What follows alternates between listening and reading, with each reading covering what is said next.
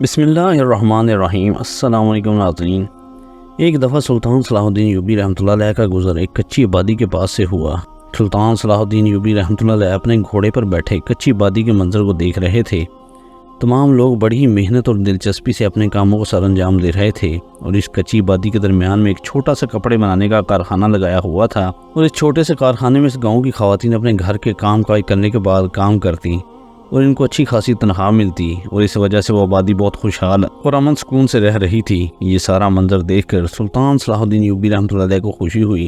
سلطان ان کچی آبادی والوں کے ساتھ گھل مل گئے، اور اس کچی آبادی کا دورہ کرنے کے بعد سلطان صلاح الدین ایوبی نے پوچھا کہ تمہاری مسجد کہاں ہے، کیونکہ ظہر کی نماز کا وقت ہو رہا تھا۔ گاؤں کا ایک بزرگ سلطان صلاح الدین ایوبی کو اپنی مسجد میں لے گیا۔ جب سلطان نے مسجد کو دیکھا تو مسجد کچی اینٹوں اور گارے سے بنی ہوئی تھی، اس کا فرش بھی کچا تھا اور وہ پہاڑی علاقہ تھا، لہٰذا وہاں پر بارش بہت زیادہ ہوتی تھی، اور وہ بارش کی وجہ سے وہ مسجد اب کافی ٹوٹ پھوٹ کا شکار تھی۔ سلطان صلاح الدین ایوبی رحمۃ اللہ علیہ نے ظہر کی نماز ادا کی، اور نماز ادا کرنے کے بعد اسی گاؤں کے سردار کے پاس آ گئے جہاں سلطان صلاح الدین ایوبی کی قافلے نے قیام کیا ہوا تھا۔ جب سلطان وہاں سے جانے لگے تو سلطان صلاح الدین ایوبی نے گاؤں والوں کو خوشخبری سنائی کہ اس جگہ پر ایک بہت بڑی اور اعلیٰ شان مسجد تعمیر ہوگی۔ تمام گاؤں والے بڑے خوش ہو گئے، اور چند دنوں بعد وہاں پر ایک مسجد کی تعمیر کا کام شروع ہو گیا۔ جب کچی آبادی والوں نے دیکھا کہ سلطان صلاح الدین ایوبی رحمۃ اللہ علیہ وہاں پر بڑی مسجد تعمیر کروا رہے ہیں، تو ان گاؤں والوں نے بھی اس نیک کام سے پیچھے نہیں ہٹے، اور تمام کچی آبادی والوں نے بڑھ چڑھ کر مسجد کی تعمیر میں حصہ لیا۔ جو لوگ مالی طور پر مدد نہیں کر سکتے تھے وہ اپنے ہاتھوں سے مسجد کی تعمیر میں مدد کرتے رہے، اور اکثر کچی آبادی والوں نے سلطان صلاح الدین ایوبی رحمۃ اللہ علیہ کی مسجد کی تعمیر میں بہت امداد کی، اور وہاں سلطان صلاح الدین ایوبی کی سوچ سے بھی زیادہ بڑی مسجد تعمیر ہو گئی۔ جب مسجد کی تعمیر کا کام مکمل ہوا تو سلطان صلاح الدین ایوبی نے فلسطین سے ایک معزز اور بزرگ امام صاحب کو دعوت دی کہ وہ اس مسجد میں آئیں اور اس مسجد کی امامت سنبھالیں، اور ساتھ میں کچی آبادی میں موجود بچوں کو بھی دینی تعلیم سے راستہ کریں۔ وہ بوڑھا امام چند دنوں کے سفر کے بعد اس آبادی میں پہنچ گیا، اور اس نے اپنے منصب کو سنبھال لیا۔ وقت گزرنے لگا اور امام صاحب 5 وقت کی نماز ادا کرتے، اور صبح نماز ادا کرنے کے بعد دوپہر تک بچوں کو قرآن پاک پڑھاتے، اور رات میں عشاء کی نماز کے بعد گاؤں والوں کو اسلام کی تعلیمات سے بھی روشناس کراتے۔ یہ سارا منظر دیکھ کر کچی آبادی والے بڑے خوش تھے، اور سلطان صلاح الدین ایوبی رحمۃ اللہ علیہ کو دعائیں دیتے۔ وقت گزرتا رہا۔ ایک دن گاؤں کے 3-4 نوجوان جنگل میں بکریاں چارہ آ رہے تھے کہ اچانک ان کی نظر پڑی کہ مسجد کے امام صاحب جھاڑیوں کے پیچھے بیٹھ کر 3 نوجوانوں کے ساتھ شراب پی رہے ہیں، اور ساتھ میں جوا بھی کھیل رہے ہیں۔ یہ منظر ان 3 نوجوانوں کے لیے چونکان دینے سے کم نہیں تھا، کیونکہ اتنا بڑا امام ہو کر جس کے نیچے گاؤں کی اتنی بڑی آبادی نماز پڑھتی تھی، اور وہ امام صاحب شراب پی رہا تھا اور جوا کھیل رہا تھا۔ جب یہ بات ان تینوں نوجوانوں نے دیکھی تو غصے میں آ گئے۔ اگلے دن ظہر کی نماز کے وقت جب تمام لوگ مسجد میں نماز ادا کرنے کے لیے جا رہے تھے تو ان تینوں نوجوانوں کو گاؤں کے کچھ لوگوں نے کہا چلو آپ ہمارے ساتھ نماز پڑھنے چلتے ہیں۔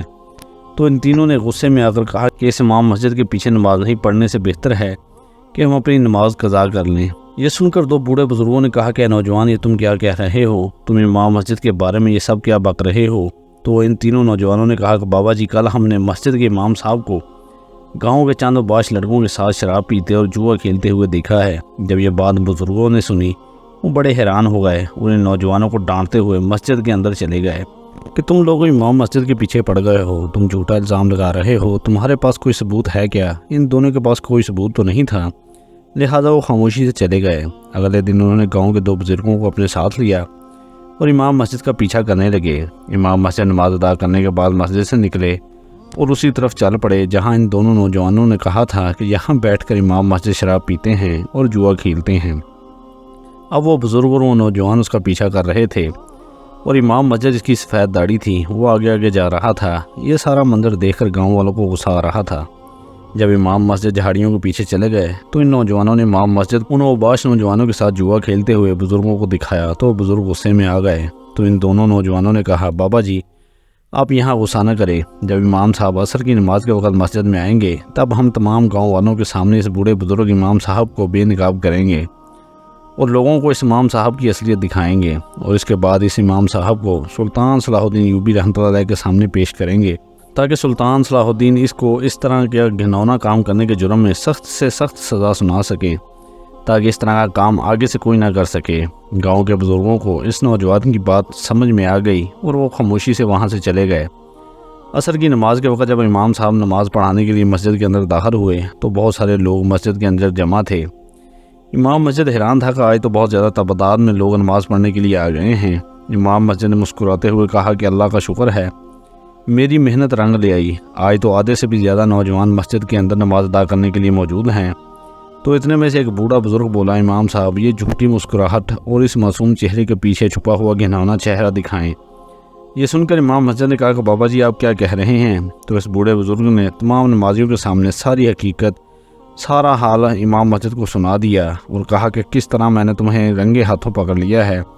جب یہ بات امام صاحب نے سنی تو سر جھکائے کھڑے ہو گئے۔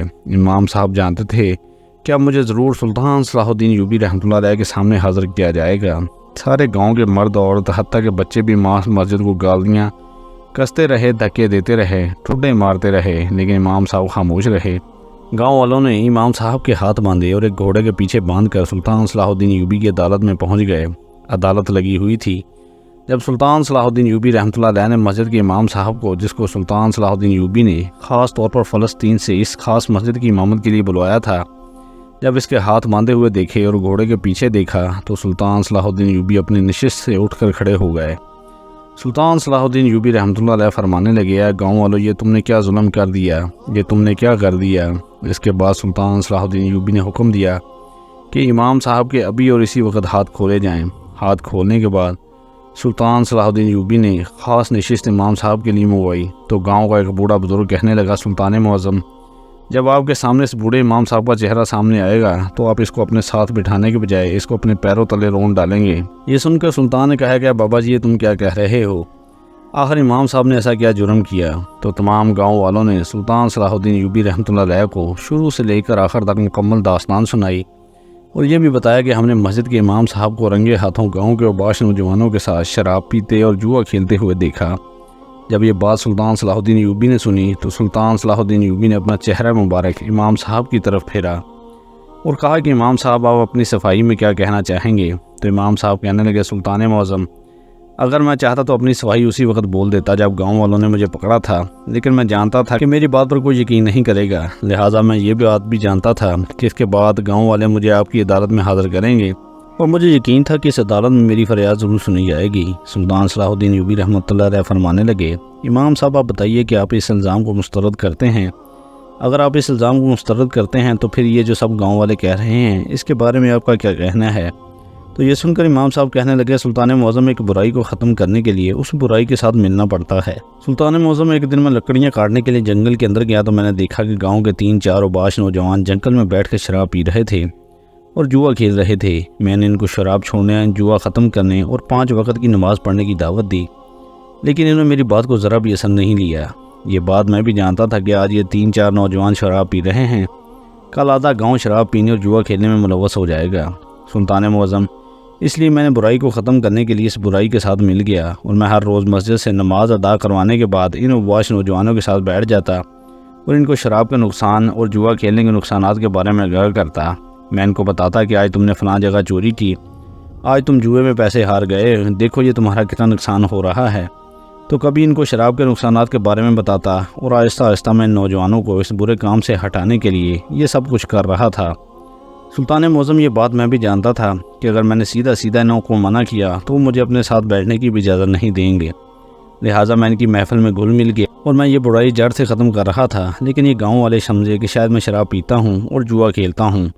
پھر وہ امام صاحب بولے، اے گاؤں والو، کیا تم نے مجھے اپنی آنکھوں سے شراب پیتے ہوئے یا جوا کھیلتے ہوئے دیکھا؟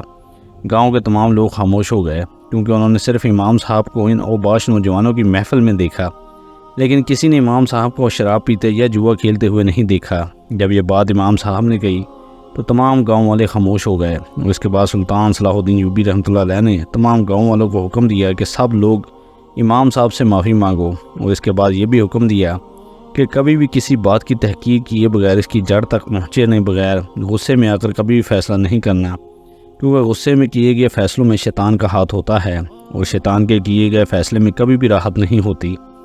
یہ بات تمام گاؤں والوں کی سمجھ میں آ گئی۔ اس کے بعد انہوں نے امام صاحب کو اپنے کندھوں پر بٹھایا اور معافی مانگ کر اپنے گاؤں لے آئے اس کے بعد گاؤں کے تینوں نوجوانوں نے بھی توبہ کر لی اور پھر وہ گاؤں والے خوشی خوشی رہنے لگے۔